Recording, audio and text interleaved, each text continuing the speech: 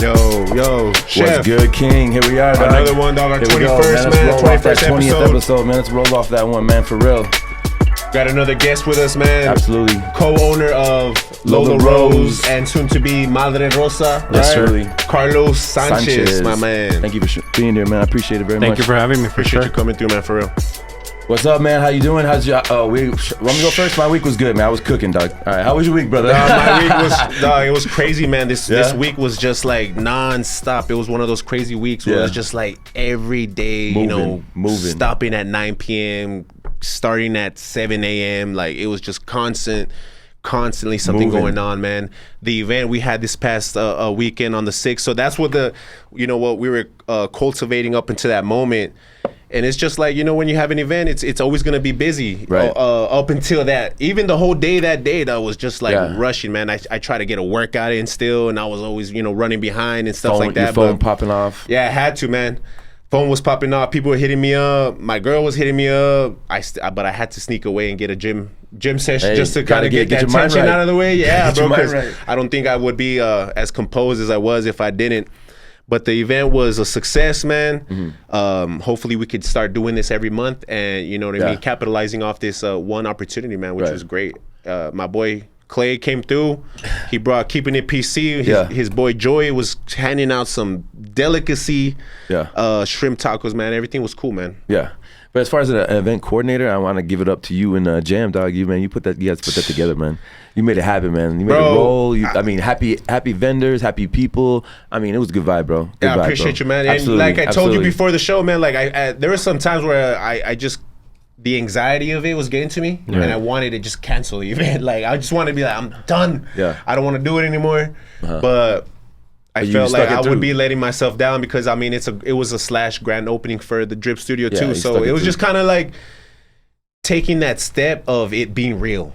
You know what I mean? Yeah. And now it's like, okay, now people know. Now it's an entity. Now we're gonna be doing this type 100. Of stuff. You know what I mean? So I think the fear factor was in that. Not so much the event. It was just what's gonna cultivate after the event. Yeah. Congratulations, bro. I mean, appreciate that was great. Man. That was great to be a part of, man. Seriously, I know it's gonna get bigger. That's it was dope, bro. It was awesome, man. Yeah. It was great vibes, bro. Like everybody was having a good time. It was just like one big party, man. And you got to sell some products, so which was cool, Oh yeah, definitely. Yeah. I gave a lot of cards out. Talked about doing some dinners. So 100%, man. Bought a lot of apparel. Got some gear. Shout out La Pharrell. Shout out La Pharrell, man. Those guys are hustling, bro. Man. Those guys were out there selling, man. They probably had the most sales out of everybody. I'm super proud of these guys. Quality stuff, man. Like they had the dry fit type of clothing. They had like the La Pharrell logo on there, and it was real classy stuff, man. They were doing their thing, man. So and you know what? It was cool about that dude, man, because I've never met him. I never met him or whatever. A lot of the vendors that I had was people that I come into contact with. Right. So for him to hit me up, somebody that I didn't even know and was down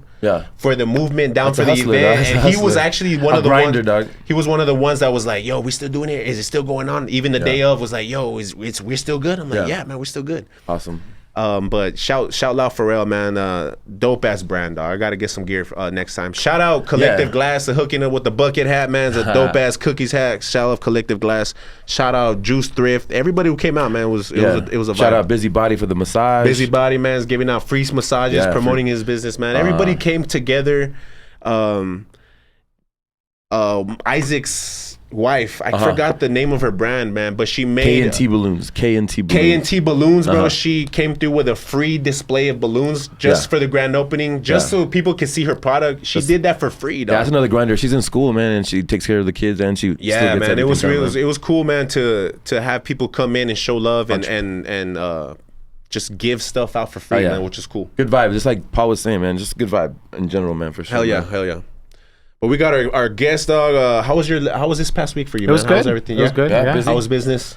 Business is great. We can't complain for sure. There's a lot going on, though, just in general. But take us through some of those, some of the events that you did last week, the ups and downs or whatever. It was. I mean, overall, people really are very receptive about the for the events that we do, but we just have a lot going on within the restaurant, outside of the restaurant. There's also true, that's right. You're talking about the Madre Rosa, opening that as well as that's also going on, and day to day. Yeah, the creative part is also it really takes a toll on you. Yeah, it does. Where you have to like put pen to paper and try to put your thoughts and feelings and what if it doesn't work out? And then you write something, and then so that just takes that's a whole other kind of, level. And a whole chunk of time as well. Oh, for sure, yeah.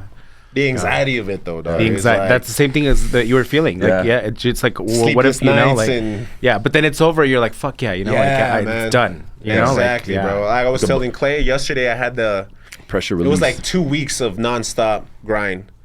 Yesterday, I woke up and I was like, I'm going to take the day. I'm going to fucking just kind of downshift a little bit. Yeah. Stay at home, go to the gym, take my time. So I did all that, got back home, was cleaning up a little bit. And I just had this moment where I was like mid-sweep, broke down in tears because of how happy I was, dog. You know what I mean? Of everything that's went on yesterday and that stuff that's going on in my life is like super positive. And I just broke down in tears and happiness because it's like, man, 3 years ago, I could not picture this shit, dog. You know what I mean? And it's truly giving me a sign of where we're going and how the progression is going, and it's a good feeling, dude. That's you being proud of yourself, man. Seriously, that's good, man. Seriously, that you've been on your grind for a while, man. You keep going, though, dog. Keep going, man. No, for sure. That you're getting that quality. You got the momentum. Keep going, brother. Yeah, seriously. It's like my girl tells me all the time, Oprah says cry about it for like 10 minutes and that's all you get. And I'm like, okay, you're not. I did it for 10 minutes and that's all I got. Human beings. You got to get it out, man. Bro. Don't hold it in. But it was just don't hold it in. It was just the release of energy that I felt. I was like, I had to let it out. Emotion, boom. And 100%. During the event, people were like, speech, and I wanted to, but I was like, nah, man. And I think that's what it was because I couldn't get that out. You didn't want to cry. So when I was by myself, when I was by myself, I had to let it go. You know what I mean? It felt good, dog. It felt like just that release of. It was just that high energy, for sure. Yeah.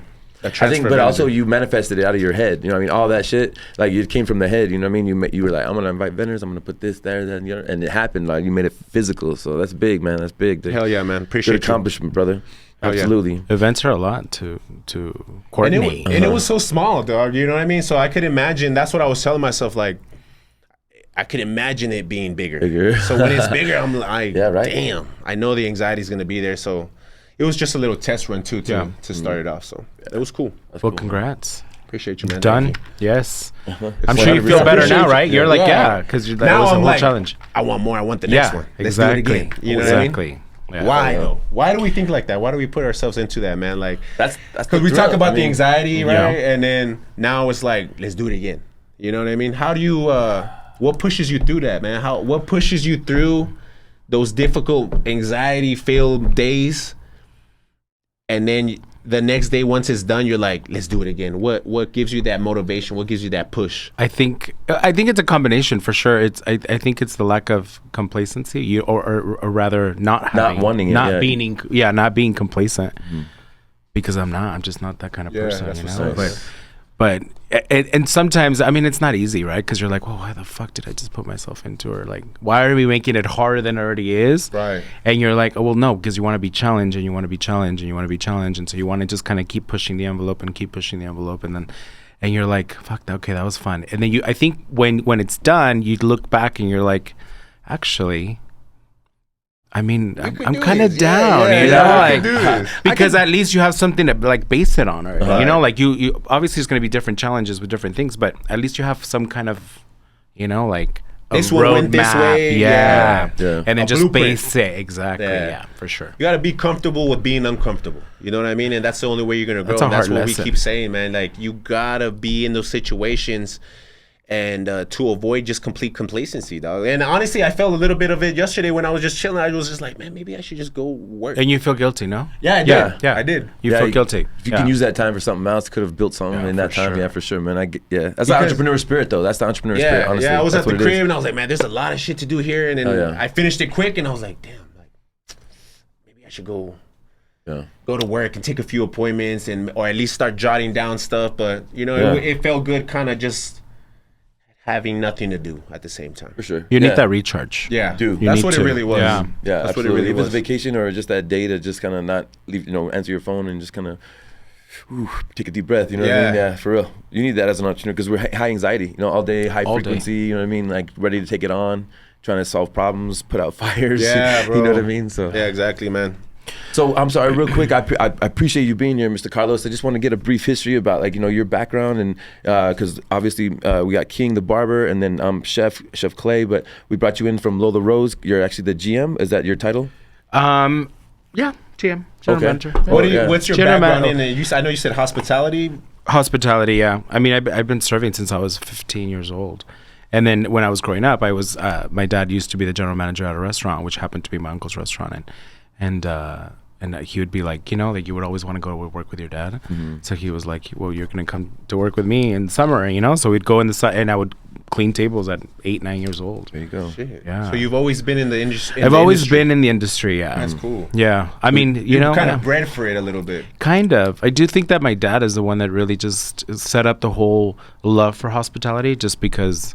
Like even growing up, all my friends, like the moment my dad said we're gonna have a barbecue or my dad was gonna host a party, all my friends were like, we're there. Like all my, nice. Oh, your dad's gonna have a party. Okay, like it became like we were the house for where all our friends wanted to be because our family is just naturally hospitable. So I do feel like that obviously has played a huge role in it because my sister is she's a fucking firehouse too. Awesome. So, man, yeah, awesome. It's like that Mexican. Cultural, yeah. You know what I mean? You come in, my mom's like, you need something to eat? Yeah, let me feed you. And then you finish that first plate, like, you want another one? And then, exactly. I got plenty of food. So that's cool. Yeah, definitely growing up with something like that, man, that's badass, bro. Yeah. And that's where it comes from. It's just naturally, you fell into restaurants naturally after that, like after high school? Or? So no, I was, when I was in high school is when I was really, when I was serving, trying to, help myself out. Where were you serving at L&J Cafe. There you go. That's that's a staple. That's an El Paso staple. The old place by the graveyard. Yeah. That and the Durans they're good people, and so they definitely taught me a lot too. So that was fun, and I was there for a while, and then after that I was like, what am I gonna do? And it was this whole non-complacency of like, well, I got to a point where I was like, okay, well, I'm not gonna serve for the rest of my life. Right. Love it. I put myself through a couple of years of college. There was. And what were you studying in college? So I went to Silva Magnet. So I was going to go actually for medical professional, and I was like, oh shit. Yeah, no. When I graduated high school, I was a CNA, and I was like CPR certified, and I was like, yeah, I'm going to go down this field, but I was like, no. I didn't like it. No passion, no fire for it. I really thought that that's what I wanted to do, but I also realized that there was so much outside noise that were like, well, this is kind of like the path that you have to be. And I was like, no, fuck that. I was my second year in college, and I was like, I hate this. Like, I'm not happy. Was it more like people telling you it's good money? It was a lot of that, and it was also a lot of expectation of like, hey, well, what are you gonna when you grow up? What are you gonna be? And what do you like? You always feel like you need to have that. Yeah, and I didn't. And I was like, wait a minute. So like I remember clearly, I was just like, I'm gonna stop, and I'm like, what am I actually good at? And I was like, and I just fucking love being in a restaurant all the time. Like, you gotta love it, dude. You gotta love it. And when they ask you like, hey, what do you want to be when you grow up? There's not many people saying, I want to run a restaurant. Not necessarily. Exactly. And when I said it to my parents, my dad was like, I've been in the restaurant business for years. He left the restaurant industry and he followed journalism, and he did really well. And that was his forte, the latter part of his life. But during the whole, when I was growing up, it's just hard grind, and it was long hours, and there's no Christmases, there's no Mother's Day, so he was like, why do you want that life for yourself? Because it's so demanding. I understood it later in life. That's what he was trying to tell me. He's like, it's gonna suck you dry. I mean, it really does. It really just kind of wrings you. Burns you out a little bit. It burns you out a little bit. So if you don't have a true passion for it, you're not able to really kind of balance create those boundaries. And it's hard. I mean, it's hard every day, True. But now, I feel that, dog. I feel that because holidays, special events, I'm working. Yeah. You know what I mean? And that's something that being in a marriage and relationship where she works 8 to 5 Monday through Friday, holidays off, vacation. She's like, spend time with me. I'm like, these are my busiest times. Fucking people Christmas, Thanksgiving, dog, I'm working and I'm working double. You know what I mean? And it's kind of like I can't really enjoy those times with the family. For sure. So when I do have the time to enjoy with them, I'm kind of soaking it all in. You know what I mean? Yeah.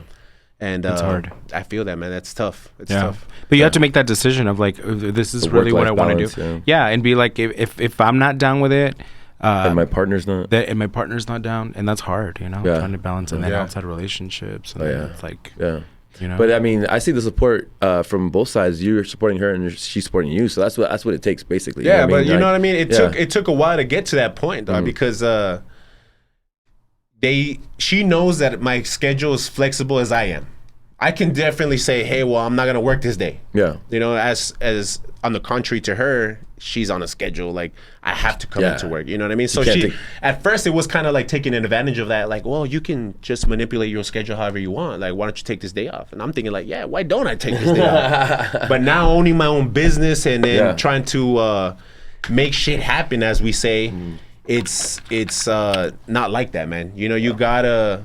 The days that I don't want to work, I find myself working harder because it's it's like pushing myself and trying to reach those goals. And that's what it is. I mean, you're weak, you make a certain amount of money. How do I make more money? Well, that Wednesday I'm slow. Let me get more people in here somehow. You know what I mean? Like, that's what it is. Let me throw an event. Let me do something. Let me, pop up different ideas of how to take advantage of those free times. For sure. Yeah. And keep growing. Yeah. But also as like a GM, I mean, you're missing days, holidays, and things like that. I mean, but your actual day-to-day is not just 8 hours. I'm sure it's not. Like, you have to be available, and to keep things running smoothly, you got to be available, I'm sure. And it's tricky because I was a GM for a long time, and then I was the GM of GMs for a long time too. And now it's like this combination of being the managing partner, owning it. So then you have that hat, and then you also have the hat of, like, well, I'm the general manager and I'm still the leader. It's a lot of growth. This Lola has taught me so much. Is this your first own restaurant? Like your own entity? Mm-hmm. Okay. So I obviously I have partners and they're all awesome. Of course, Chef Marco and for sure. And that guy and I we're fucking work solid. symbiotically. You get the job done, it's like sure. We can read each other's minds now, and which. That's the best way to work, Like, if you can find somebody where you could literally just start like without reading each other's without having to say anything or getting it, and also having somebody that can push you too, because he's always like, like he's always like, let's go, and I'm like, wait a minute, let me catch my breath, hold on, like I'm coming, and he's like, no, but we have to do this and we have to do that, and I'm like, fuck yeah, we do, okay, let's go, let's like you're like, oh, you like psych yourself out, and so if you have that, it's. Like sometimes it's like we have such long hours, and we're like, hey, do you want to call it a day today? Like, it's just that's it, bro. Like he's like, and I'm like, okay, we just finished. Literally, we have 20 covers left. I think we're okay. Like the stuff is good. We have it all planned out. And he's like, no, wait a minute. And then he'll start doing something else. And then I'm like, bro, okay, you know what? I'll see you later. I'm like, we're ADD, we're OCD, all that, man. We got a lot of things going on in our mind. Hey, so where were you at before Lola Rose, man? Where were you at before that planning started? So I was running the Crave. So I was part of Paniagua Group, and I was focused on the Crave expansions that they had in the last year. So I opened 2 of them, and then we redid one of them. So the Rojas location that was shut down, they redid that one, and then I went in to help them kind of get everything set up, and then I opened the Substation one, which was my last stint, and then the Fountains. I was at the Fountains for a while. That's their busiest store, so it was definitely a lot of that. And I was there for a while, and I've only had 2 real employers my whole life. Oh shit! Yeah. So I worked for them, and then before and that was right after COVID, but I had already worked for them before. So I did Stonewood, I did Hillside. I did Cantina Marolam. Stonewood, man. That was a dope ass fucking restaurant. Fucking loved it. That was I didn't get to check. They had that VIP section in the top. The mezzanine. That shit was dope as fuck, man. Where was that? What happened to that? So we closed after 3.5 years. That's pretty good. So so I had worked with them before at the Garden. Did you ever hear about the Garden? Yeah, for sure. At Union Plaza. So I used to party there all the time. That was a whole. I mean, that was the first real like supper club kind of idea. Like brunch, like all that was new to El Paso. So, I was a server there I started as a server. And then I was promoted to a manager within a month, I think. And so I started doing that, and that's when I met the owners who own Paniagua, Nick, Octavio, and Rudy. And I met them there, and then I worked for them for a while, and then I was offered the general manager position at the Plum. So then I was the Plum, So then one of them and the owners of Plum, they also own Carnitas Querétaro. Oh, yeah. So the mom owns, or the family owns, the restaurants, and then the nightclub was owned by her, by my friend and her ex. I remember that, man. Plum, dog, 1914, the Garden, bro. That shit was like 2009, 8 vibes. It was, super and I was still young, and I was like, so then I was offered the general manager position at the Plum, and then Nick, would be like, okay, let me show you this new concept, and we're gonna do this new area. We're gonna call it Montecillo, and it's gonna be at Montecillo, and it's all this. And so we started talking, and then I was doing the nightclub for so long because I would do, and then the parents wanted me to help them oversee their restaurants. So during the week I would do restaurants, and then I would go home, shower, change, and then go and do the nightclub and then do it that. And so I did that for a while. 2, 3, 4 in the morning. Oh yeah, jeez. Like Sunday. But the shitty part is you get home on Sundays and it's like 5 in the morning. You're like, well, then what are you gonna do most of Sunday? You're probably gonna sleep because what else can you do? Like at that point, you're exhausted. You're fried. Recharged. So it definitely caught up to me, and I was just like, oh. And so Nick and Octavio were like, hey, we're gonna do this casual fine dining steakhouse. And I knew at the time that I had always, since the Garden, it was really when I really loved casual fine dining. There was just the wine aspect of it, and the pairings, and the this and the that, and having a chef. Like I was just like, I want more of that, you know. So I go back to my friend and I was like, you know what, I think I'm going to just explore something else. But they're related. So they're related too. So they're part of the family. So then one side of the family has this, and then I went back. So I went back to them, and then I opened Stonewood. And I was a general manager of Stonewood and Hillside, which was a coffee shop attached to it. And then after that, I started helping them oversee their other concepts. So I started overseeing Malulam and ran that one, and helped train the general managers and all their team, and set up policies and procedures and do all that stuff. And then I would help them. And then they opened Fool's Gold on Cincinnati. And then I helped them open that one too, and I just loved it. Like they would always be like, "Okay, Carlos, we're gonna do something else," and I'm like, "Yeah, let's do it." So that I would go and I would help them build the staff and build the team, and really start training the general managers on how to really start running a business. And so then I did that, and then that was the last stint that I was there. My main job was Marolam. But as you know, I mean, have you ever been? It's a whole other world, Yeah. She's busy. She's busy. 2 stories, 3 bars. Like there's a lot of hustle and bustle. Right. So then, man. Yeah. And their nightlife too. Their nightlife too is it's a whole vibe. Yeah. I remember the first time going to Stonewood, man, and Malulam's right there in that area. Walking in, I'm like, damn, I didn't know. I walked in kind of like feeling underdressed a little bit because it was my first. I didn't know that type of restaurant was available in El Paso. You know what I mean? I mean, you hear about Anthony Levin and you know what I mean, but that was like, that's super bougie. Pretty cool. And I don't remember. So for me to show up to that, it was like, oh shit. And then that first time, we don't have any tables down here, but we got a table up in the VIP. So when we went up, I was like, shit, man, I could definitely fuck with this. Stonewood was, that was the whole vibe about it was, and that restaurant did a lot of first for me. So they were like, they came to me and they said, this is the idea of the concept, right? So then I'm like, okay, well, I have to put pen to paper and I have to kind of give it life, right? So, okay, I have the idea. I know what my bosses want me to do and what their vision is. So now I have to help execute. So it was the first time that I ever wrote a wine list. So that took me 6 months to write because it was the first one that I did on my own where I was the one dictating that kind of experience. So it was a lot of that. And then it was the first cocktail menu that I really wrote. And then I started getting into all these things of a lot of first, for me. Nice. But that only ignited me a lot more. So, the experience under your belt. Yeah. And I was like, I love this kind of dining. I love this kind of service. Like, this is who I am. Why? Nice. Because I am the person that looks forward to that. Like, when I go out to eat and I want that experience, like, that's the passion right I'm looking for it, Sure. That's the passion right there. And when it comes to passion, you're learning something somebody might be like, man, I gotta learn this shit. Like, I gotta read this and do the due diligence and research. But when you got the passion for it, dog, you looking and you're just constantly looking and researching and doing the due diligence yourself, and it doesn't even feel like work at that point. And on the customer aspect, like, I don't mind paying whatever the bill is. Like, I just know that I had a great time. It's like, oh, that's it. Like, shit, because god damn, it's just like your mind, body, and soul. You're just like enjoying yourself. I mean, I swear to God, and I'm not over exaggerating. Like, every time I've gone to Lola Rose, like, even by myself, dude, I've just enjoyed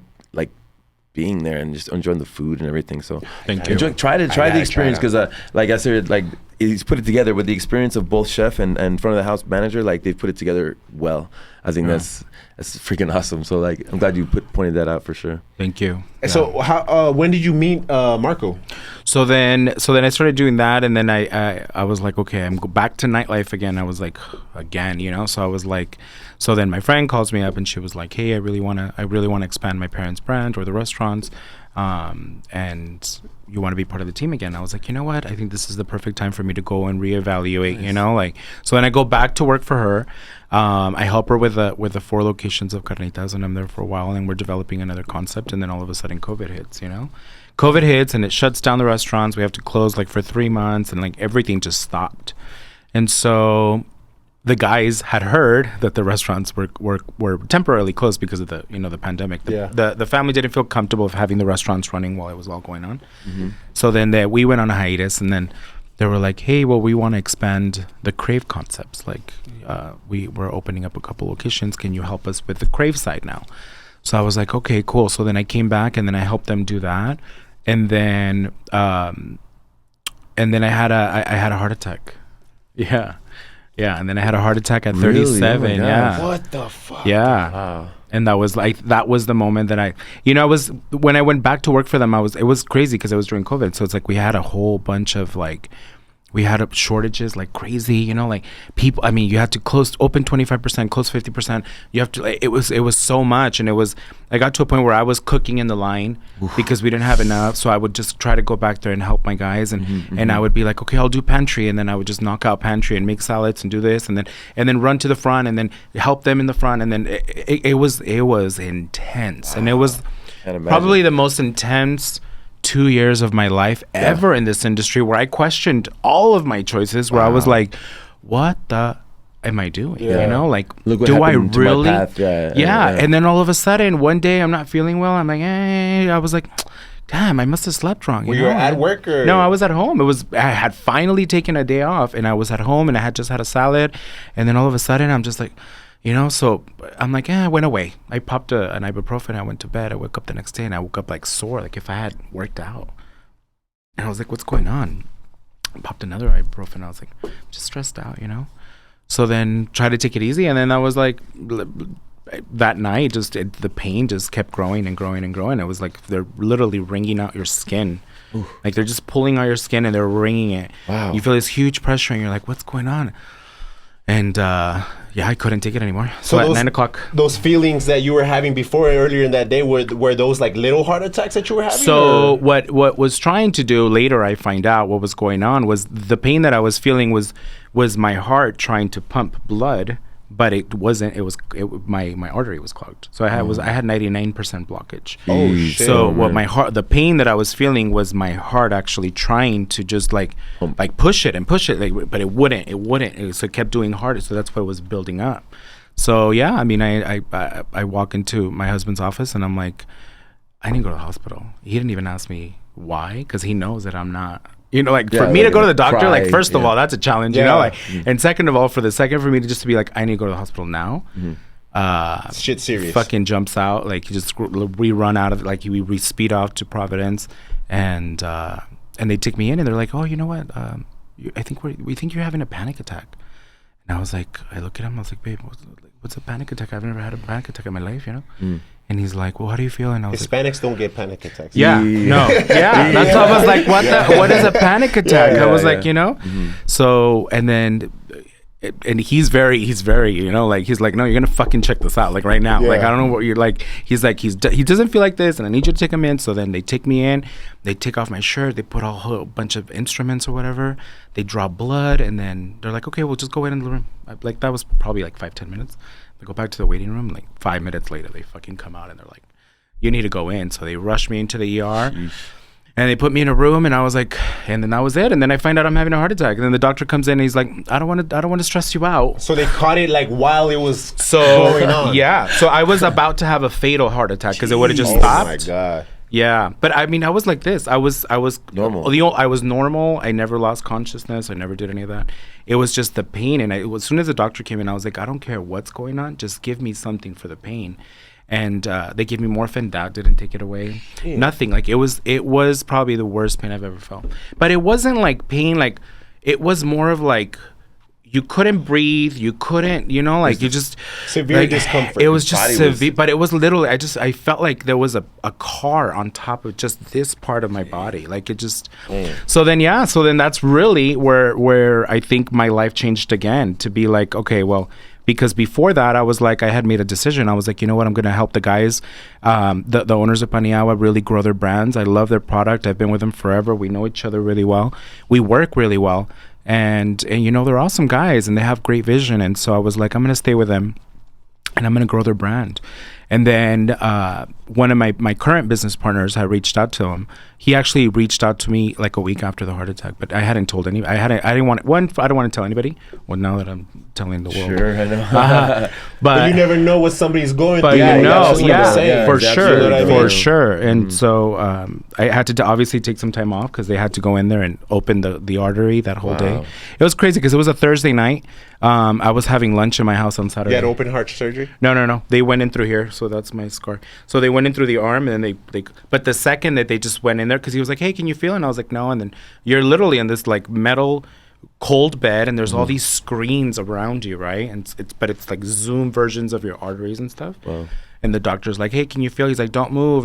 But then in that moment, I was like, what am I doing with my life? I'm fucking 37. I'm laying naked in a fucking metal bed. Yeah. There's 20 people around me. Probing you and stuff. There's like, people are just, and I said, what? Like, what has my life come to, you know? Like, and I'm like, I'm fucking 37. Like, I kept thinking, you know? That's scary, dog. And so I was like, that's when I was like, okay, something's definitely going to change from that moment. And I was smoking. I had smoked for 10, 12 years. Obviously, that didn't help.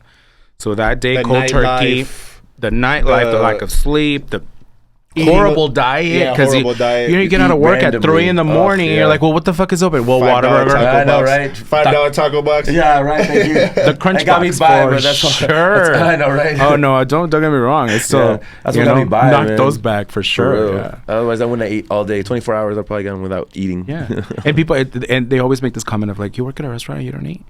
Motherfucker. Yeah. If people would only know that we actually don't eat at a restaurant. I'm like, oh, you know that you work at Kohl's, you feel like you're gonna like just have new clothes all the time? Well, no, it's the same thing. Like I'm around food all the time, but it doesn't mean that I personally have access to just have a meal. To sit down. There's no such thing as eating a meal in a restaurant, sitting down. You're like sitting down and they're like, I can count the times that I've actually sat at Lola to have dinner. Like I can count on, like clearly. Where I actually sat down and I said, nobody talk to me. That's typical. Let me enjoy this, you know? Yeah. Or I'll sit at chef's table and chef was like, hey, let me make you something. And I was like, no, like, or he'll make me something, but I'll eat it like setting up, or I'll try to get into the office. I mean, it's a whole different experience. Yeah, it really is being in the gym. But you said, so from that point, you kind of like knew you had to slow down. It was a revelation, really. Actually, it was quite the opposite. You wanted to go slow down, yes, into harder, more quality. Correct, quality. That's really what it was, and it was more of like, okay, I need to kind of shift gears, you know, like I love what I'm doing. It was just too much, and then a week later, my friend Rich calls me and he's like, hey, I have something to talk to you about. And I was like, what's up? And we had been meaning to have drinks or get caught up, you know, because we've known each other from the industry forever. And so, and then we also worked together at Maulam, and he had left and he started his own place. And then he's like, hey, you really have to come by, come check it out, whatever. I really want you to meet my business partner. And I'm like, yeah, whatever. So like a week later, he calls me after the heart attack and he was like, hey, let's go have lunch. And I was like, all right, cool, let's go have lunch. And we went to go have lunch, and then he brought me his business partner. And then they proposed the idea of Lola Rose. So it was a business meeting. It wasn't. So it was. You thought it was lunch. I thought it was lunch. Yeah, I was like, I'm just coming off a heart attack. I know. I didn't want a Caesar salad today. You know? Yeah. Maybe a salmon. I wasn't sure. Yeah. You know. So I was like, I'm really craving a Caesar salad today. And so we meet, and then he introduces me to his business partner, and we're like, hey, let's have a. And they start talking about this concept, and I'm like, wait a minute, like. And then I look at Rich and I'm like I was literally like, bro, like you literally said, hey, let's go have lunch, and now this is turning into this whole thing. And then, but we got along. Marco sitting with you guys? No, I hadn't met. He was still in New York, okay. And so, but the second they were telling me about Marco, it was. I honestly feel like me and Marco have known each other my entire life. That's how that's how a good friendship and relationship we have. but that was the first time that I had heard of him. So that was 3 years ago. And kind of like that Kendrick spirit or whatever. Yeah. You know what I mean? So then I started like looking up on Instagram, and they were like, well, this is a chef. And I was like, oh, wait a minute. Like, this is fucking dope, you know? Like, and so then it was kind of like, this was the project. And then I said, you know, I have a good job. I was comfortable, you know, like the guys always took care of me very well. And so I had a good job. I was making the money that I wanted, you know, like life was good with Paniagua, for sure it was. I mean, it could always be better. Right. Sure. But it was good. And up until the heart attack, I was like, I can make one decision. I was like, you know what do I have to lose? Like, and since I had already hung up that hat of like, I'm not going to become a business owner. I'm not going to have my own place. Right before the heart attack, I had literally, and I remember saying like, why was that thought? Yeah, why? Because I was doing, we had so many huge plans with my current company that I was like, I'm at the top of the company, like I'm helping them grow. We're going to grow so much. Like I really want to focus and I want to go all in on their brand. Oh, okay. And so then I was like, and then that happens. And then I was like, wait a minute. Like, I think this is the sign that was like, I think you need to change your perspective. Right. And just go after something on your own. And then, so what are the chances that a week later he calls me and he's like, hey, what's up? Let's go have lunch. And then this happens, and the first time that they said the name, I was sold. Lola Rose. The second they said Lola Rose, something was like, because I've always been obsessed with the name Lola, like my whole life. Like our first dog was Lola. Like that was her name, and then Rose, of course, because my mom, her name is Alma Rosa, and then my grandma's Rosa, and I was like, there's pieces of your childhood. It just kind of was like, the name was like, I'm like, wait a minute, that fucking name is hot, there's something there. Yeah, that's good. So, we talked about it, we went back and forth, and then I met Marco, and then just me and him just vibed. Fucking just like, yeah, for sure. And it was just like, it was awesome. And it was just like, I wouldn't do this project with anybody else because of the vision, the vision, obviously his talent, and then his experiences. Like we would sit there and we would try to catch up. And he'd be like, oh, and I was like, oh, you went to Spain? He's like, oh yeah. And then he'd tell me about a story that him and Ilse had in Spain, and I'd just be mesmerized by all these like life experiences that he had. And then he's 30 years old, and I'm like, fucker, you've lived better than I, you're at such a young age. It was the experiences that he's had. It's like they're of a 50-year-old, like he's been, they've been blessed, thank God. But it's made them who they are, and they're just so cool, and they like to share all these things. Yeah. And then I would talk to his wife, and she'd tell me stories about it. There's a drink on the Lola menu that was actually that was inspired by one of the stories that Ilse told me one time. So there was a lot of little things that like little nuances, and then that's how I ended up at Lola. Yeah. So yeah, that's awesome. Crazy. That's awesome. I feel like he brings so much, like you said, experience, dog. Because when we was listening to him talk, we're like, damn, Spain and then UK and Hawaii. The Hamptons. Oh yeah. I'm like, bro, Martha's Vineyard. Yeah, man, it's crazy for us to. He's got that subtle confidence, though. You wouldn't really know. That's the best fucking part about Marco. Humble. Yeah. Humble as fuck. And I tell him, I was like, bro, like what, like. You fucking did that. And I'm like his fucking little cheerleader. Yeah. Like, you know what he did? And I tell the staff, and Yeah. and the staff is of course in awe by him all the time. And I always tell him, I was like, you know what he did? And I was like, oh, like Marco's been there. And like, what? Oh, really, chef? And I'm like, yeah, dude. He's like, kind of like, yeah. And he's like, yeah. Like that's cool. what like it was. He was like, yeah. He's a really That's the cool best guy, part. man. I mean, as chefs, we have egos, and I've clashed with a bunch of people here in town. But like, he was open arms from day one, and I had a weird way of getting to know him. But like, day one, he was open arms, really cool guy. I don't know if you saw what I had to offer or anything, or if I was just a normal person. Like, he's just really cool, and I ran with that because I was like, as long as one chef respects me and we can work, like that's really fucking badass. And all of a sudden, other chefs started talking to me too, and I had to have a whole realm of, say, at least 8 chefs that talk to me about food, and I love that shit. I do, and I want to embrace that more. You know what I mean? For His sure. subtle confidence is something that I want to embrace and try to. It feels bring, good, man, when you're recognized in your sometimes. industry, dog. Because I feel like, there's like so many sub worlds. The barber world, the chef world, even the front of the house. Yeah, absolutely. And for you to get recognition. Like, for example, barbers come up to me. I don't even know these guys are barbers. They're like, yo, you're King Vic, right? I'm like, yeah. Oh, I'm a barber too. I'm like, oh, shit, that's what's up, man. Absolutely, You know what I mean? So it's like, that camaraderie, dude. Yeah, that camaraderie, for sure. Dog. That they respect the hustle. You know what I mean? Yeah, for sure. But there's a lot of people that don't look at it positively either. You know, which is the hard part, because it's like, well, no, bro, we're all like.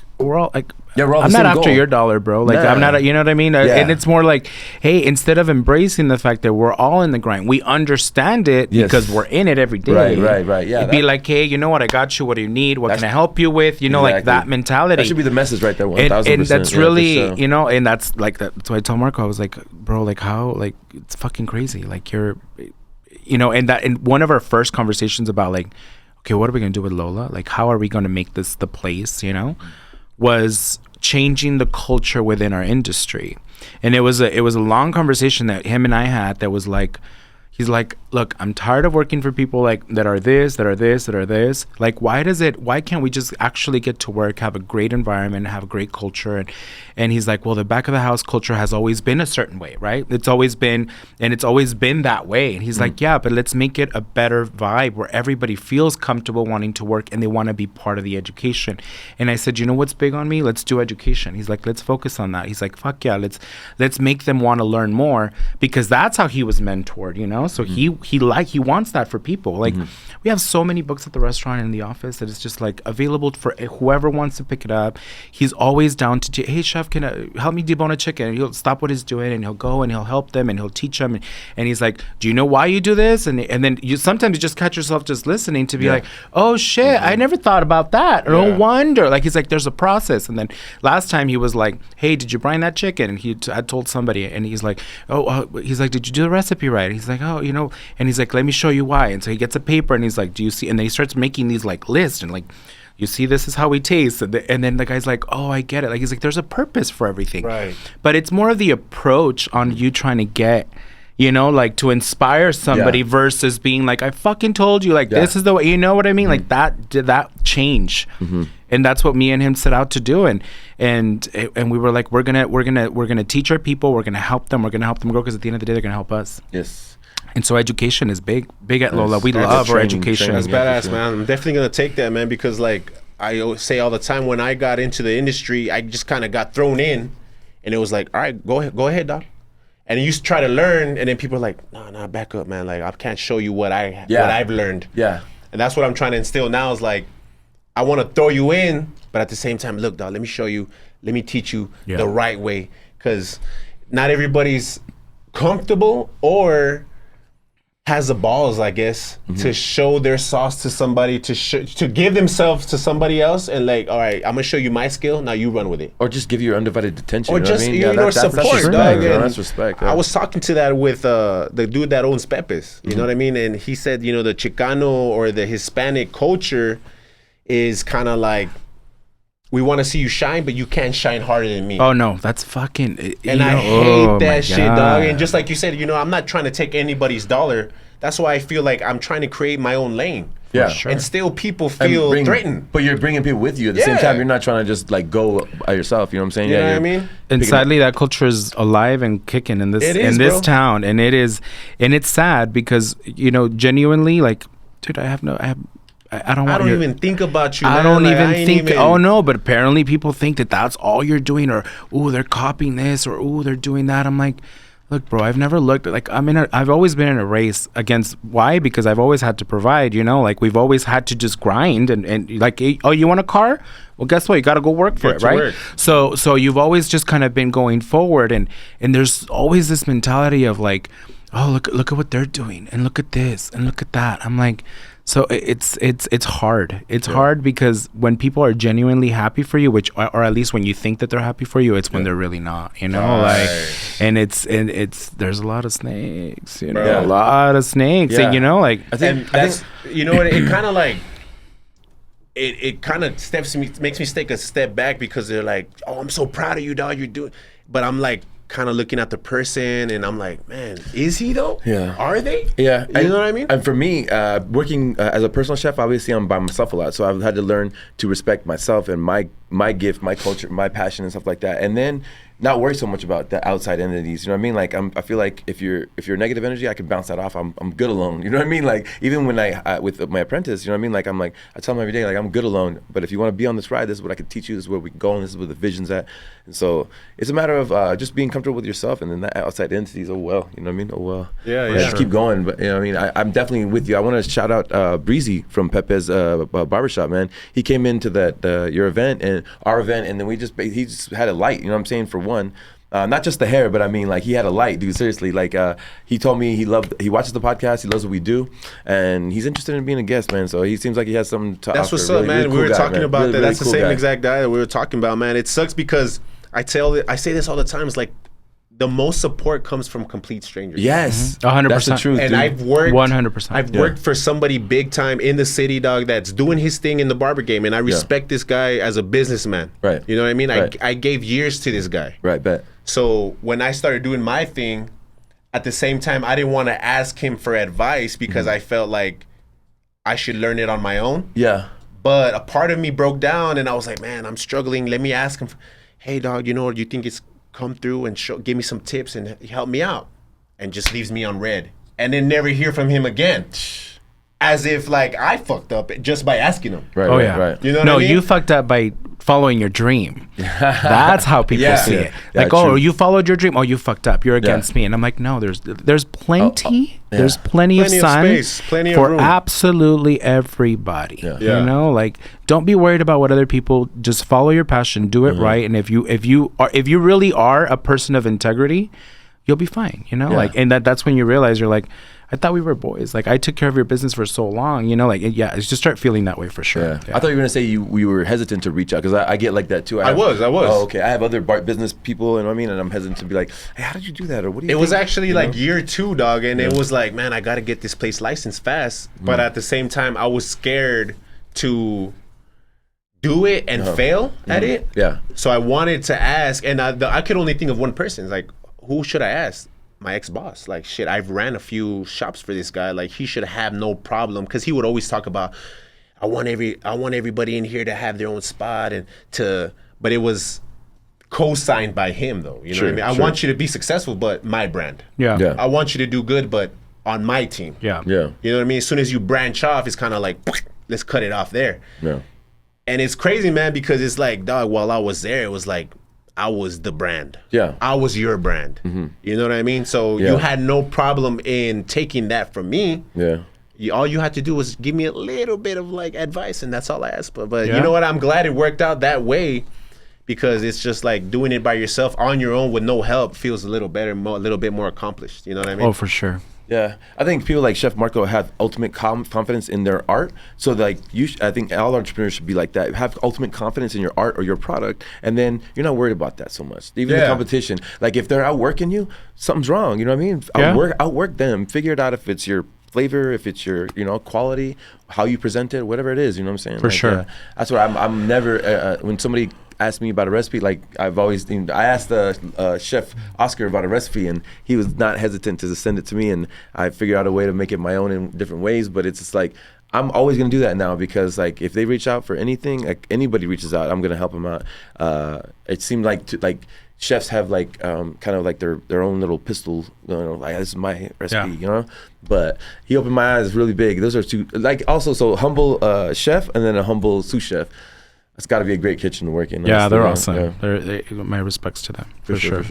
They've done great things. How do you go about like hiring those good people that you look for in the team to be a part of your team? How do you go about that? How do you go about finding that special person? After COVID, our industry is probably the one that took the biggest hit. Like I think out of all industries, like hospitality industry was destroyed. Yeah, it's still kind of like. And it's not great. It's not great. It's not. I don't think it's ever going to be the way that it was before. Because I remember what I used to do when I used to run other concepts. It was always like we had to line out the door, like of people that wanted to work and wanted to do this, and because the money was going to be good, so on and so forth. But that's the hardest part, is finding the right person. But now I've had to shift my own approach, because there's not going to be a huge pool of people that have done the industry, but there is a pool of people with great attitude. So I found out that if they have the attitude, you can work with everything else. I can work with everything else. But it's backfired a couple times because I'm like, oh God, this person was like fucking knocked it out. Like they had a great interview. Like they come as a firehouse and it's like, I'm like, what's going on? Oh, it's because I realized that the industry is not for me. And I'm like, okay, well, maybe you should have made that, like, think about it before, like, it's not going to be easy. Yeah. But so there's a lot of things that are going on, even with the generation that's coming into the workforce. As an employer, you're like, Jesus Christ, like. A lot of babysitting. Guys, come on. Like, like, if you want something, you have to work for it. Like, right. What do you mean? Like, you find yourself kind of like having to selectively say what you want to say to the younger generation. I know me and Clay have that experience where we want, like I said before the show, we're so intense that I want to come at you a certain way. Yeah. But I kind of have to, let me fucking figure out how to downshift on that shit and kind of like pick certain words that won't set you sad, or you know what I mean, make you sad or make you want to leave or whatever. You start sometimes feeling it gets to a point where sometimes you feel like you're the problem as the employer.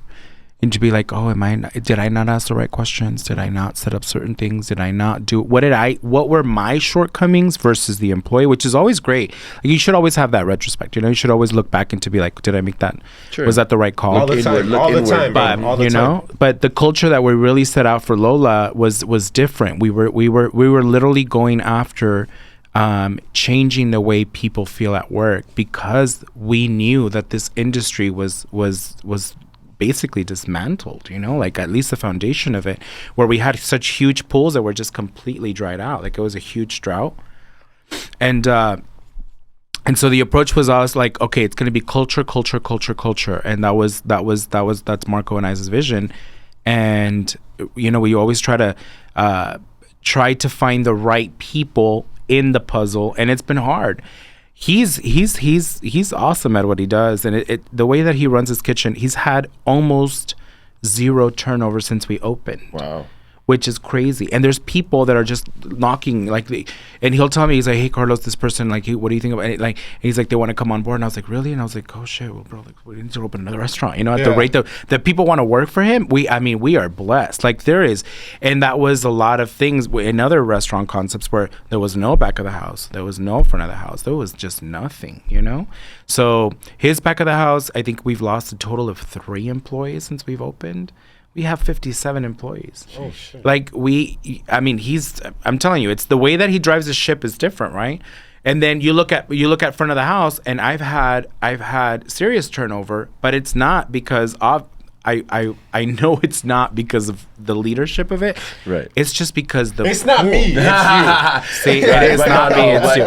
No, it's definitely he's putting all the work. It's just the people they're tasting. Yeah, I know. They want to do it. But I'm also very demanding. Like I also have very high expectations because I've been in their shoes. Like I was going to school to pay my semester, and I realized that if I wanted to go to school and needed to buy books, I was gonna serve, and I was gonna pick up shifts, and I was gonna do that, right? Yeah. That's how I was like. You want something? Hustle. That's the hustle, right?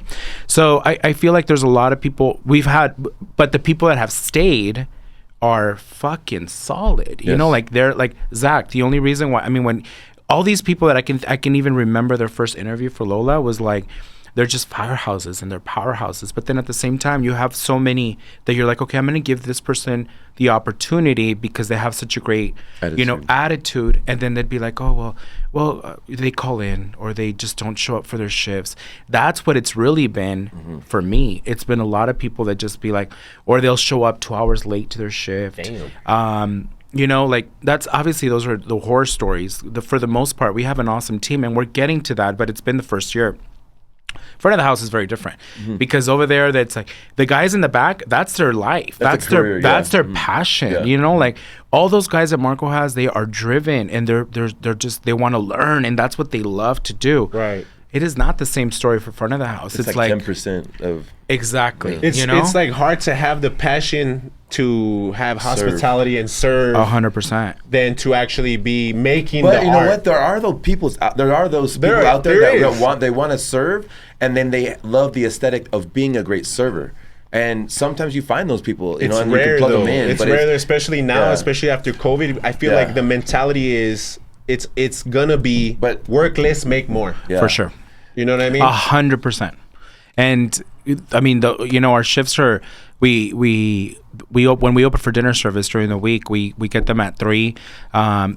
Chef always makes sure that we have family meal in the back, and so they come in, we start setting up, we start repolishing silverware, glassware, then we do pre-shift, we all sit down at this big table, we're eating, we're talking, we're educating, like that's every day before shift. Wow, that's dope. Like we really want to give. That's what it really honestly takes, every single day, honestly. Every day. And so there's a lot of that, like, because we're big on education and culture, so, but now we've been able to find some people that are they're just awesome at what they do, and we've been able to retain those people. And the second they came in, they're the ones that we're building that foundation on.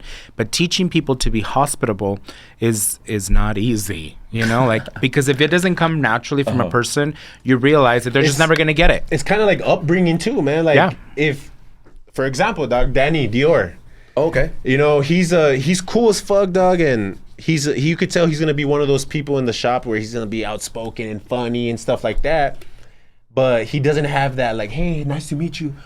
The down what I mean? shift, Yeah, I mean? he doesn't have that, and it's gonna be hard to teach him that because I felt like it just wasn't up. He wasn't upbrought with that. It's a kind of, you know what I mean? Yeah. I can only say it's kind of like kickboxing. When you throw a punch, if you leave your hand down, you're gonna get hit. So his wallet's gonna get hit for a while. You know what I mean? He's not gonna make the money you guys are making, and he's gonna figure out, I need to learn a little more hospitality. Yeah, you know what I mean? Exactly. And see how these, like you said, or I think it was Sauce that said, he was doing great cuts, but the guy that was doing shitty cuts was making more money.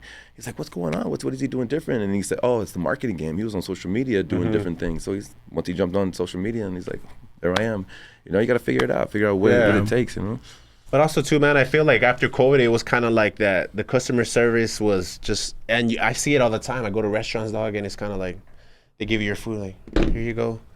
And they come back, don't even say, hey, you know what I mean? There's a certain way to bring it to you. 100%. And I don't go back to those places, by the way. I don't either, man. Or I'll tip you very low just based off of that. You know what I mean? But if you do great, I'm going to tip you great also. You know what I mean? But it's just kind of like that. The mentality of that younger generation, we're all older men here. Hard. You know what I mean? And it's kind of hard to work with at the same time. And it's hard to deal with, you know? You catch yourself sometimes stepping on, you're like, the way that I learned, right, was very different from the way that these kids are learning now. But we're just big on trying to give them the opportunity to succeed. So we've had to change some approaches within the restaurant for people to understand it. So one of the big ones that before we opened was we had this awesome host stand that we custom made, right? And that was part of the lobby. Right before we opened, we took it out. We said, we don't want a host stand. And people are like, what do you mean? And I said, do you have a host stand at your house? And people are like, no. Exactly. So why are we gonna have a host stand? Why are we? And then the people are like, and then you just see their little wheels moving. You're like, oh shit. They kind of see where the culture is headed. And then they're like, oh, that's why, right? So I was like, let's move that shit. Let's create a service station. So we made it into a service station. I was like, that's the service. I was like, when you walk into your house, how do you greet people? Stand by the door, welcome people, welcome, it's your house. So when you walk into Lola, the lobby looks like a living room. I was just going to say that, yeah. It looks like a living room because it was meant to look that way. It was meant to give you the illusion of like, right? And then you turn the corner and then you see the tree in the middle of the restaurant. Like there's just a lot of little things that we do, like the way that we set up our table. Like why do we have wine glasses on our table always set? Because we want people to be involved. We want people to ask questions. Our wine list is very different. Our wine list for Lola and the approach that we've taken with Lola's wine list alone and their wine program is very unique because we wanted to be, Carlos, why don't we have a Chardonnay on the list? We don't have a Chardonnay because let's teach people that there's so many other great varietals in the world. Let's share that, right? So then we chose an obscure Spanish grape and we're like, hey guys, remember about Chardonnay? Look, like this one. And we talk about that. And then now some of the strangest varietals are our top sellers. Yeah. Because people get it. People are like, I want to be part of this. I want to learn more about it. And, and it's always about inspiring. And if we can inspire one person, we're doing our job, So I do feel blessed with the people that we do have. I mean, even with the people that we've lost, they've all played a vital role, to change the approach about dealing with people or, trying to be more lenient with certain behaviors. But definitely it's the way that that you just have to stick to your guns and where you want the culture to go. Right. You know? And then after that, I think everything will start falling into place. But the people that we have now are just they get so excited. Yeah. They're like, hey, I'm gonna sell this cocktail, and they'll stand on the POS, and they'd be like, Carlos, what do you think about this spirit with this and that? And I said, actually, that sounds really good. Let's try it out. And so we'll let them order some stuff. And then we have these weekly bar training classes that now our beverage director is taking over, and that's open to anybody, or just and that's open to all of our staff. Yeah. Okay. Yeah, all of our staff. So front of the house, back of the house, whoever wants to come in, partake in this like random class that we host. Not random because we have them every week. Anybody can just take. So what I found out through that is that hostesses are now interested in coming and learning about beverage service. That's awesome. Right? So then now I have a buster. I have 2 busters that are coming to I haven't missed a class. Nice. And then one hostess that was like, one runner that's in the back, the one that just runs food. She's like, well, I want to learn about that too. Nice. And I said, guys, take advantage of it. Nice. Let's teach you. Let's make you better. Yeah. Even if you're not going to save at Lola, you need these for life lessons, skills. Life skills. Sure. You should know what good tequila should be, or what you can mix it with, or what you can do with it. You're not just shooting it in the back of a $3. Or shit, if I need to put you in here, you could do it. You know what I mean? If I need you to step it up, that's like a little promotion, kind of like I feel like it's all progression. Industry. I've always told them, I was like, I love hiring within. Why? Because you know the culture, you know the standards, you know the brand, so it's going to be a lot easier for you to be able to grow. So I said, if you want to start as a buster, well, I've never served. Okay, that's all right. Guess what? I never served at one point in my life, right? But somebody took the time to help me. Yeah. So I'm going to help you, and I'm going to give you the tools. So if you actually want it, you're going to take advantage of what I'm offering you, And so we started doing these classes. I believe this week will be the 4th one that we do consistently. We do it Wednesdays before service. And last week they learned about rum. And then I walk into service on Sunday, and the bartender that had taken the class, she's like, look at what I'm working on. And then they make these amazing cocktail that I was like, what is that? And she's like, it's rum. She's like, I just got inspired because of the class. And then I was just thinking about it. And then I love when people actually get excited about it. You're like, fuck yeah. Come try this. Come try. And they're like, oh, can you try this? And so, yeah, we just have a lot of fun. But awesome. It's but it hasn't been easy. That's for sure. Just another facet of what makes the world better. You know what I mean? So since you have your own specific niche, your own culture, how does that fit in to the Hispanic culture here in El Paso? Because like you said, I feel like we're a small community, and a lot of it's like, where's the Mexican food at? Yeah. You know what I mean? I think Marco talked about that. He did. But I want to get your perspective on that, though. It's tough. It's challenging. El Paso's El Paso's unique in a lot of senses. They like what they like, right? They like what they like, and and so you have to be true to who you are, and realize that sometimes, as much as you want to stay true to who you are, there's gonna be some outside factors that need to play a vital role, right? Like, I was convinced that this one cocktail was gonna be like my #1 seller, and it wasn't. And I was like, why? But people are not getting it. Why is it that people aren't getting it? Why is it not approachable? Like, why are they not understanding it? There's people that walk into the restaurant. I think Marco also mentioned this. They walk in, they'll sit down, they look at the menu, and they leave. Right. Because they don't get it. Mm-hmm. And don't get me wrong. It kills me when those things happen. You see the money. I mean, financially, you see it walk out the door. No, I see as the fact that they're not doing themselves a favor to experience something new. Yeah. I honestly don't see it as dollars walking out the door. Okay. I see it of like lost experiences that I feel bad for them that they're not going to be able to explore. And then there's the other half. The people that come in and they're like, fuck, I don't get it, but tell me about it. Yeah. And then they're regulars. All of a sudden, all those people that came in with that mentality, like, I don't know what's going on. I love the vibe. I love the music. I love the food. Let me get another experience. And have become our regulars. Like, right? Sure. We've met such amazing people. Like, people have been extreme. The people that have supported Lola they're true fans. They're fans. For sure. Oh, they come in, we welcome them. Thank you. Yeah, we welcome them by name. We make notes on their customer profile, on their guest profile, to make sure that, if they don't like tap water a certain way or a certain degree, we put notes like that. And our hospitality is, we put it on overdrive. I said, hey, isn't that the second time they come? Yes, it is actually. What? Oh, that's the second time they order that bottle of wine. Put that on their notes. let's make sure that we keep up. Make sure that if we know that they're coming, we have it ready. Wow. You know, like, and always, and chef is always big on this. Like, who's on the floor tonight? How many stars? Because our system stars people that are regulars. You're starred. How many stars do you have, though? How many stars do you have? I just love I have to look at his profile for sure. I gotta get one of them stars. Yeah. Man. Like I was telling Marco, I was like, yeah, I better get walked into the back, man. I want to walk through the kitchen. Oh, he wants the chef table. The chef table's fine. Bring my lady, like, look, man, I know people too. Man, you'd actually do better to kind of go incognito and just watch, man, because it's the same thing. It's the same experience, bro, no matter what. I've seen them, like when I'm sitting down there, like, hey, Chef Clay, how you doing? I'm like, hey, and I look around, they're doing the same thing. How you doing? Good to see you again. Thanks for coming. I'm like, that's cool, man. Yeah. You know what I mean? We love our people. Yeah. We love our people, and we always, I mean, the people that have that, even the people that haven't, like, they should just really, really try to do something different. Yeah. So what Chef does is that he's like, well, we're gonna have this dish, and it's gonna be comparable to something like this, right? So then that's how we do a lot of the teaching and the learning about it, because there's a lot of things that I learned. You know, I mean, I've been doing this for 26 years now.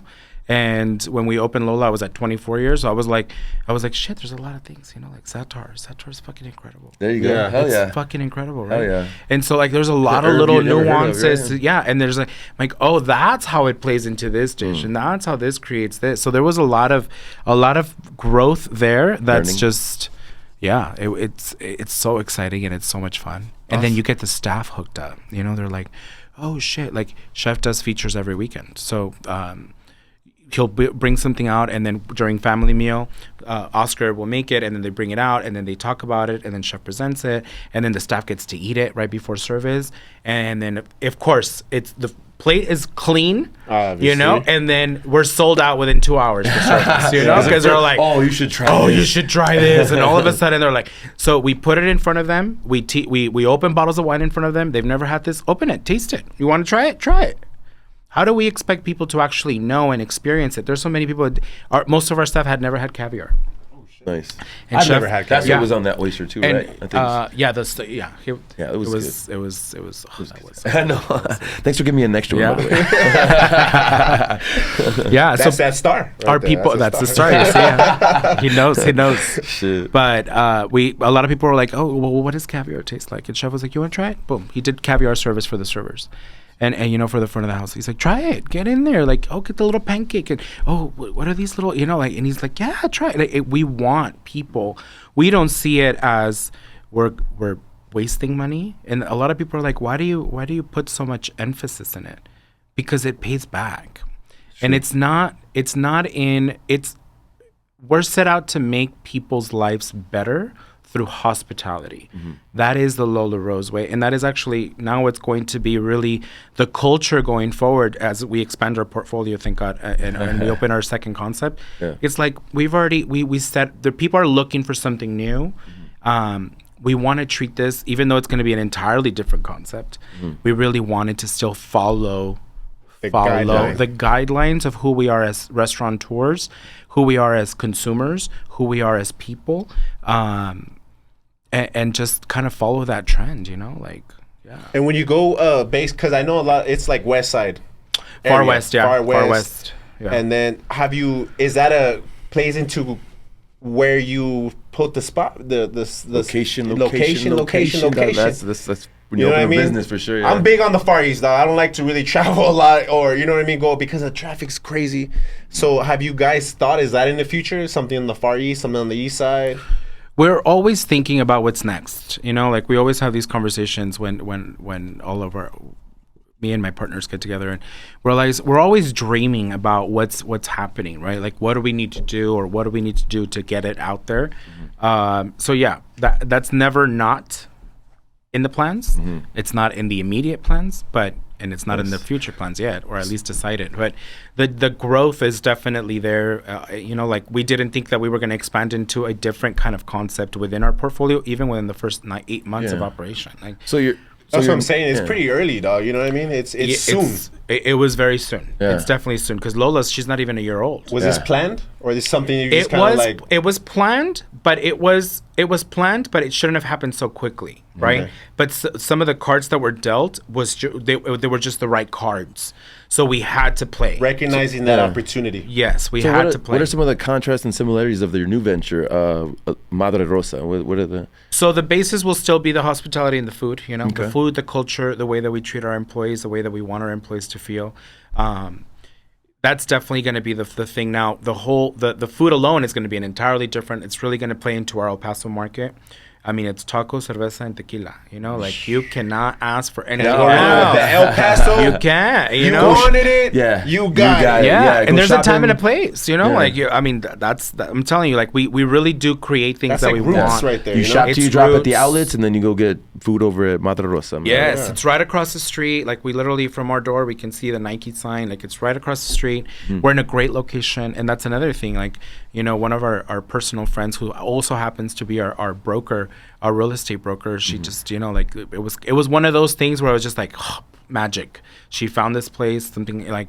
And through a lot of relationships that Marco has too personally, but this place was just the right thing for the brand. And Marco has been wanting a taqueria since the second he came back from So New is York. he gonna go over there and run that kitchen? Yeah. So I mean, we're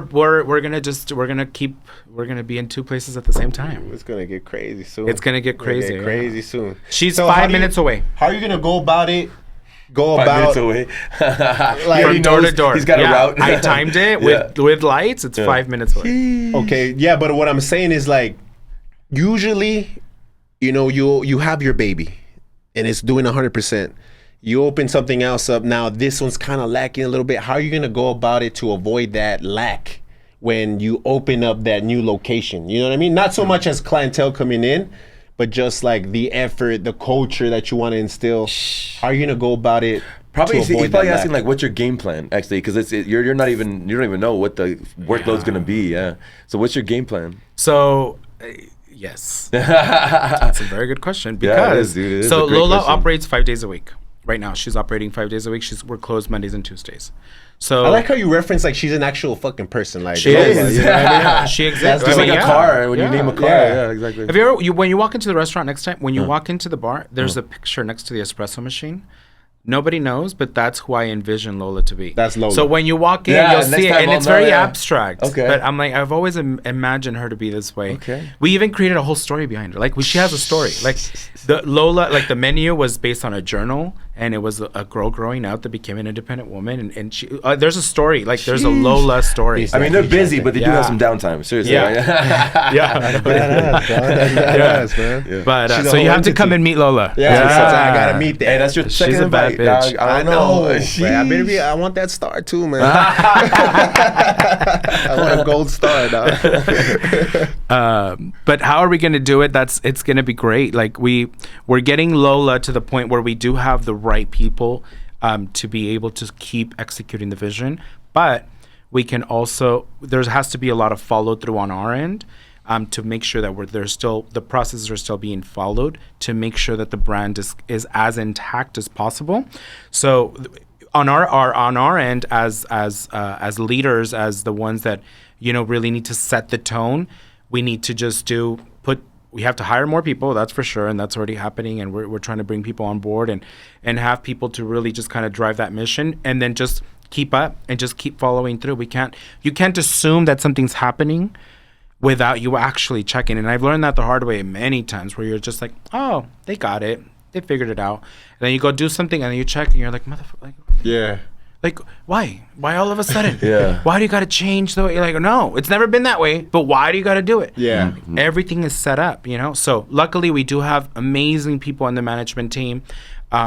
We have people that have been servers that are not promoted to assistant managers because they're powerhouses with hospitality. And then of course my sister, she's there. She's my right hand person. Nice. Yeah. In the front of the house, and you just see her walking around the dining room, and she's hi, and conoce a todos, like she knows everybody. She's very like she's you mama. can't teach that. She's mama when you come and to the it's house. funny because that's what the servers call her. Really? Oh, nice, Yeah. nice. So Mama Daphne, hey, did you ask her? Like she is, and she's driven, and she's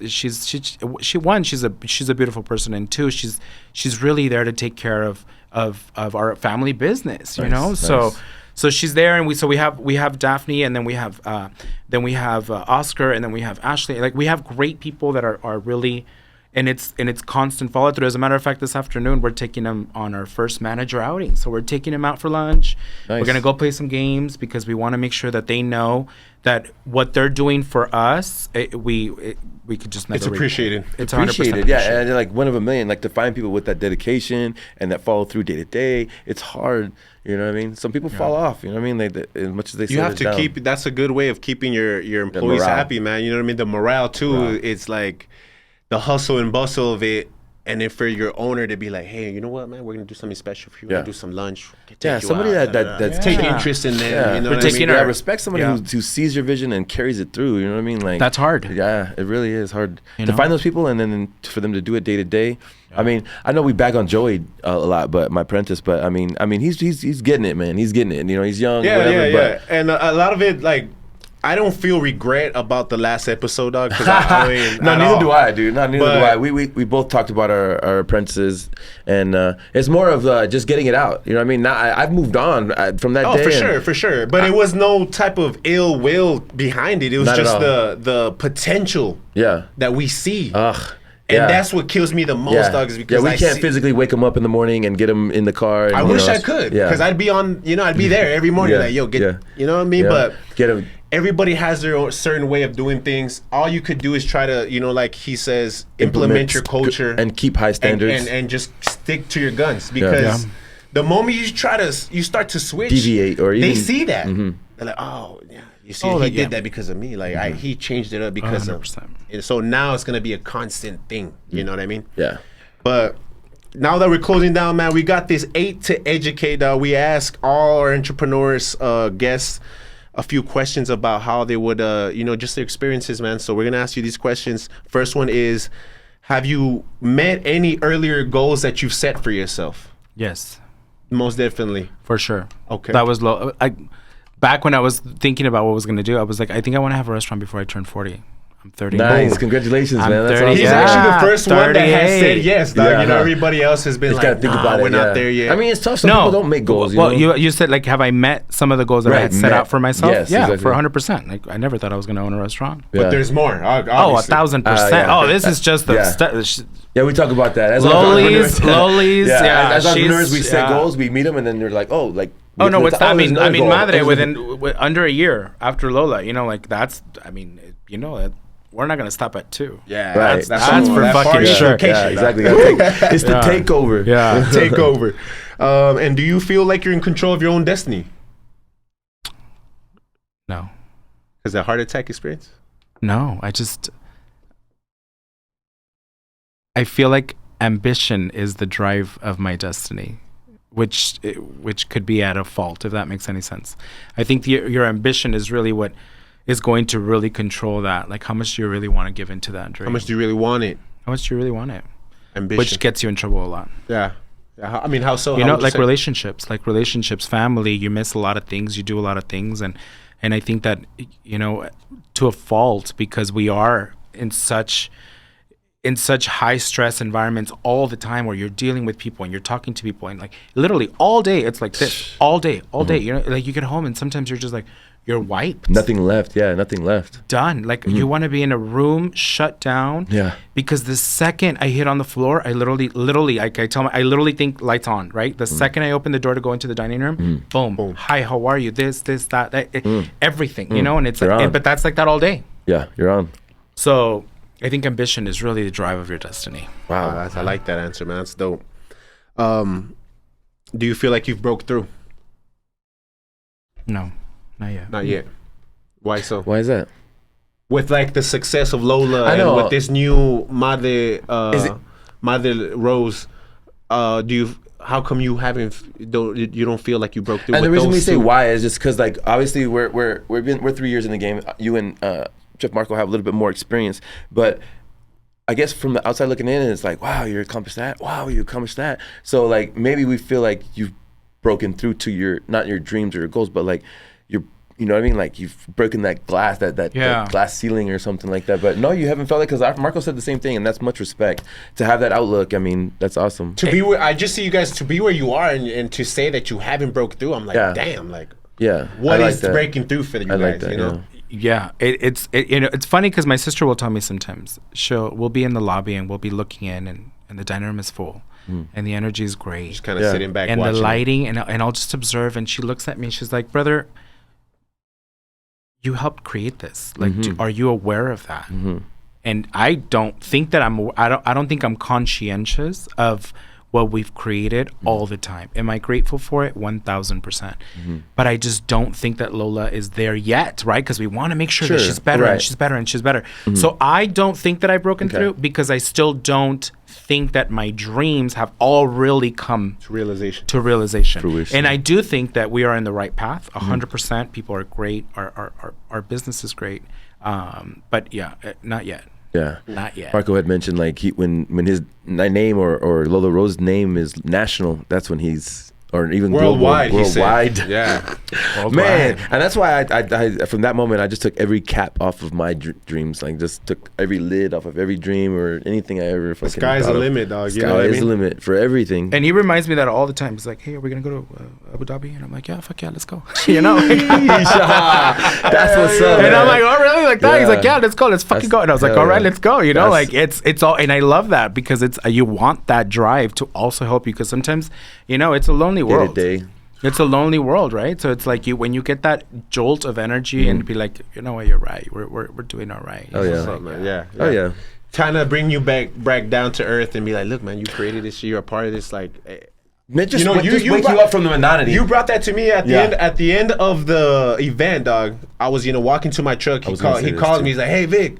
He's like, yo, man, he's like, I know you've been saying it. We did it, but you did it, dog. You did it. And I was like, damn, man, like 100. I felt like the man at that point. You know what I mean? Man. You should, man. Damn, like, and then you also said people, when you got back, or people were saying you look different, bro. You're acting different. You look different. You've morphed into something different, man. You're a business person, bro. You should respect that. And that was just broke through. Yeah, you did. Maybe that's your breakthrough moment, but I know you have more goals. I know you have bigger goals. Oh yeah, for sure. Like that's, to me, if you were to ask me that, you would think of that moment. And you would bring it to realization to me, but I wouldn't say that I broke through yet. And that's what he's saying too. It's good not to like sit back and like, I did it, because we want to keep going. We want to keep that motor running, you know what I mean? And keep the momentum and just keep what going. was crazy, before I left, we were all talking and one of the guys was like, nah, let's do it again next month. And I'm like, fuck, dog, like, we just hold on, bro. You know, it's just been a couple minutes. Shit. But then I drove off. I'm like, he's right. Like, we gotta keep doing this shit. So that's cool. When's the next 8-course dinner, by the way? That's what he's working on. As a matter of fact, Lucas, he's calling me. He's calling me quite a bit. Should answer my lady. I know, be like, hey, you know what? I'm almost done.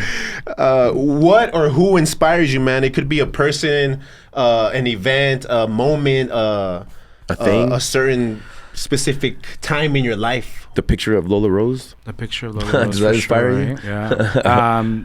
So my dad was always a driving force into who I think I really am. I always looked him up. I always looked up to him, and he was just he had a gift of like his word and the way that he would speak and the way that he would relate to people and the way that he was as a person was really, I think it was one of the main ones, you know. For sure, it's always been my dad, but there's a lot of people within the industry that I look up to, you know, like Danny Meyer is one of my favorite. It was the first guy that, or it was the first book that was given to me, so I feel like that part of it, like, because it was from this author, like that holds, you know, a certain weight, and the people around me, like, you know, we're blessed to have, you know, I have a great husband. That's a great answer. He's a powerhouse in his own business. It's a completely different industry, but, you know, he's always been the number one supporter. He's always been the one there through thick and through thin and through, you know, like the heart attack and you know, like everything, like having that control of knowing, like, we work in a chaotic world, right? But having the luxury to get home into a safe space where you're loved and you're taken care of is definitely 1,000%. Yeah, that's badass, man. Yeah, that's what I think too, because I go home and that's my peace, man. And a lot of times, like, I'll ignore texts, I'll ignore, you know, messages coming in for a little bit, for at least the first 2 hours, just so I can kind of have that peace at home, because it's like truly a somewhere where you can go and just not worry about shit. You know what I mean? But still, it's like beep, beep, beep, beep, beep. But you've always said she's the one that inspires you to keep going, man. Oh yeah, for sure. Though. She saved my life, bro. You know what I mean? She brought me back from a place where I felt I couldn't come back from alone. You know what I mean? So that's my inspiration. But just a key, have people around you that inspire you, whether it's your friend, your brother, your partner, whatever it is. Have those people that are around you that inspire you. You know what I'm saying? Gas you up, or just what they're doing in life gasses you up in general. You know, that's a great answer. I like that a lot. And this one, I mean, I don't know how you would answer it, but I mean, is there a difference? Do you feel between cockiness and confidence, ego? Is it good or bad to have in your industry and what you do? I don't think because I'm a person that's arrogant or cocky. I really don't think that I am, because I don't think that I am. I don't think it's. I think it's needed, but I don't think it's needed. Right, but there. I mean, obviously, the confidence is there, though, right? You know, in what you do. 1,000%. You have to be confident. And they'll fucking they'll eat you up and spit you up. Yeah. In a second. That's what we're talking about in the industry of hospitality. Yeah. What's that line of confidence and cockiness? That's what's the line? Yeah. I feel like if you truly believe in who you are, yeah, you're just naturally confident. Yeah. Because you know that's going to be. And people will even if it comes off as cockiness? Yes, and that's what Marco was saying. Yeah, absolutely. Mm-hmm. Even if it comes off as unless they really know who you are as a person, right? Like, but I think there has a lot to do with the approach of how you carry yourself and who you are as a person that really does drive the difference between arrogance and cockiness. You got to have a sense of like humbleness and just respect. 100%. Like, you know, even when I walk into my dining room floor, it's like, I make it a point for people to know. Like, I think I'm just naturally that kind of person where I walk into a room and I demand. I like my presence commands. You know what I mean? Sure. Attention. Absolutely. But it's always like the way that like that. Hey, what's up? What's going on? Hey, good morning, everybody. You know, like walk around and say good morning to the staff and get everybody excited. And I don't think that. I think confidence, when it comes natural to you and you have a sense of urgency and you kind of have that presence. I think that's the deferring factor of not being seen as cockiness or cocky or arrogant. Right. Yeah, good answer. What's your hardest triumph? Triumphs while you're achieving your goals. Like, what was some of the hardest triumphs? Now, was that the heart attack? That I overcame it? I just don't understand, like, it's scary to me, dog, because I'm the same. I'm around the same age. I can relate in the what they said was have an anxiety attack.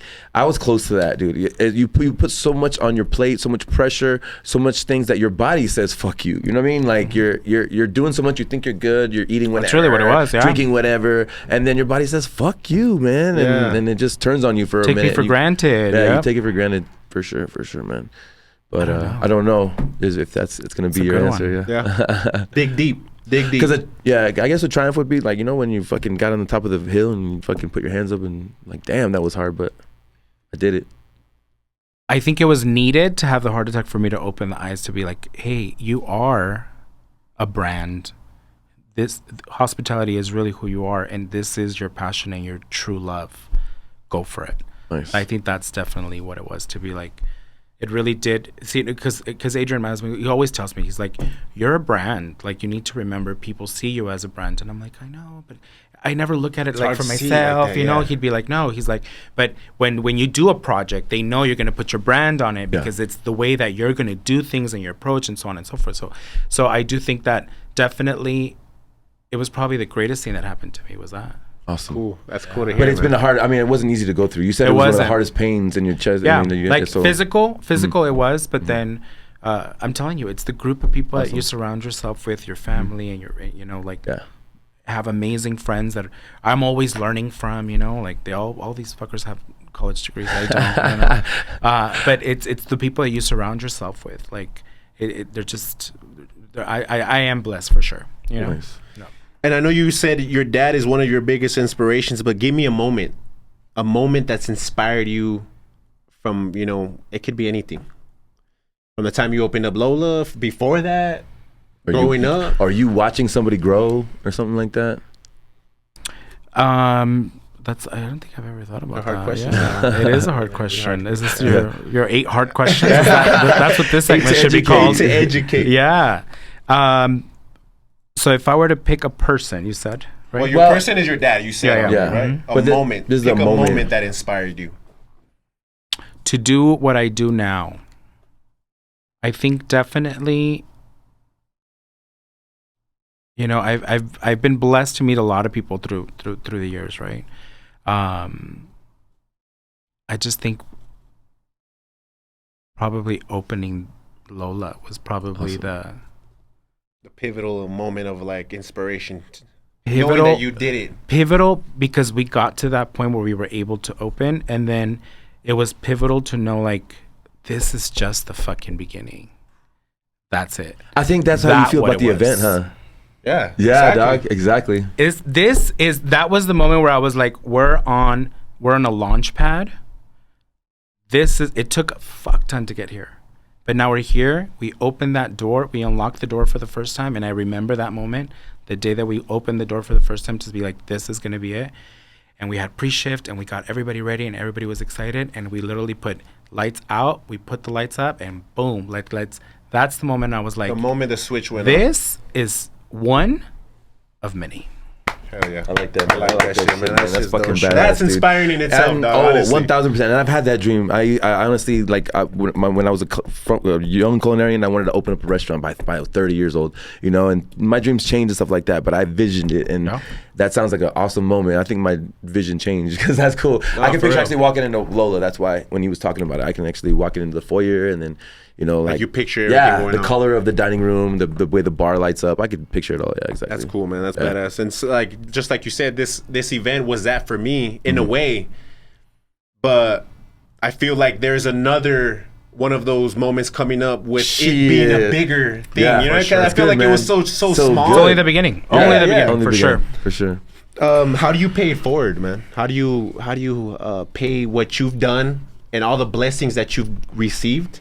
How do you pay that forward? I do think that there's always time to share your great experiences with, you know, like in general, like, and I pay it forward by helping people if they have any questions. And we've always told this to anybody, right? We want to be part of their success. So if we can be any resource to absolutely anybody, that's on the education side. That's on the business side. I volunteer outside of on top of having this, you know, like, you know, I volunteer for an organization that is focused on the economic development of the region. So it's called Progress 321. So I'm actually a chair for a 500-person 10-course dinner next month. Damn. Where Marco is going to be one of the chefs. 10 courses. 10 courses plated. See? So we do that. I do that. I'm too late. Yeah. 10 courses. So yeah. So I volunteer for that organization and try to help them. And so what I'm doing is that me and my co-chair, which we were both restaurateurs, and she's an awesome businesswoman.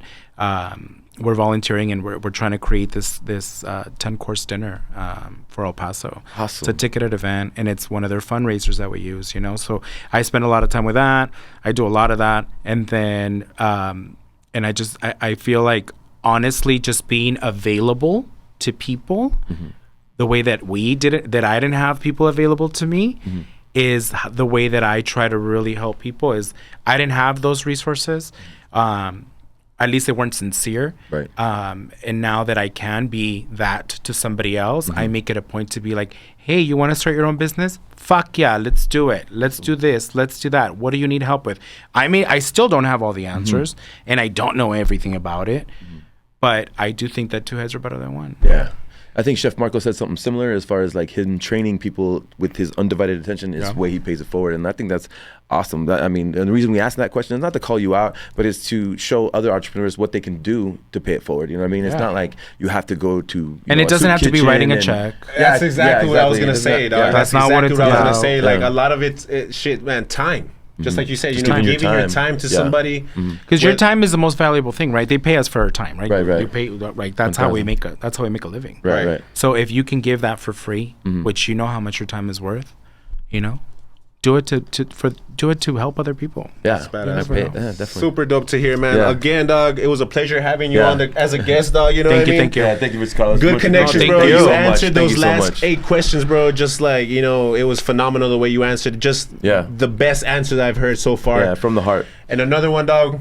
Yes. We're in here, bro. 21 episodes, 21 bro. episodes, yo. So hopefully this keeps going, man. Badass shit, man. Another one in the books, yo. Hell yeah. Y'all stay hungry, stay thank you, grinding, Paul. stay motivated. Never More Records. Y'all need a podcast. Holler at this with Paul. Lola Rose. Thank Madre you. Rosa coming soon. Yeah. Yo, stay on your grind. Peace. Yeah, stay up, stay motivated, stay positive, y'all.